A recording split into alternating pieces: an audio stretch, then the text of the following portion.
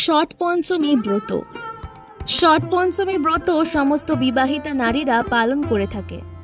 ব্রত পালনকারীরা বিশ্বাস করে এই ব্রত পালন করলে তার ঘরে সুখের অভাব হয় না।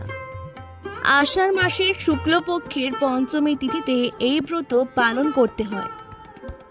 জেনে নেওয়া যাক এই ব্রতের পিছনের প্রচলিত কাহিনী।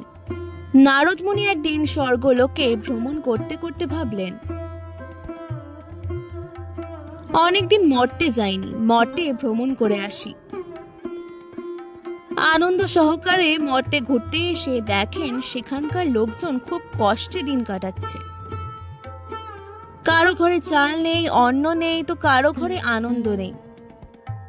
এই নানা রকম দৃশ্য দেখে নারদ মুনির মন খারাপ হয়ে যায়। আবার তিনি স্বর্গে ফিরে যান।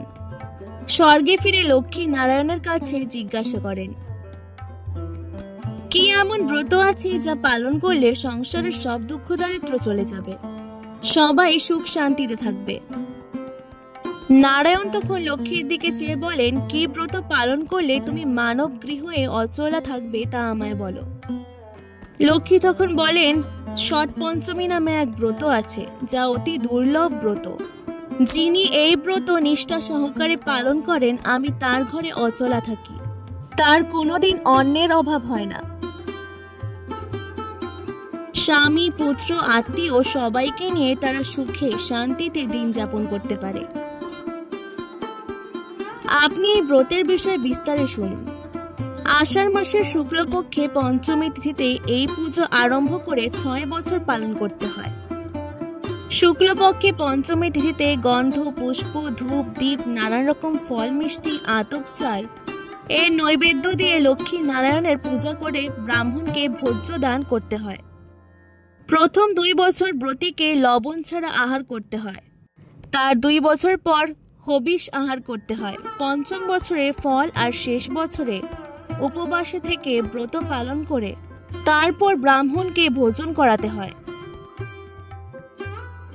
আমি যেমন আপনার কাছে সর্বদাই থাকি, ঠিক তেমনই যে এই ব্রত ভক্তিভাবে পালন করে, আমি তার ঘরে সর্বদা অচলা থাকি, তার সব মনোকামনা পূর্ণ করি। স্বামী, পুত্র সবাইকে নিয়ে সে সুখী হয়।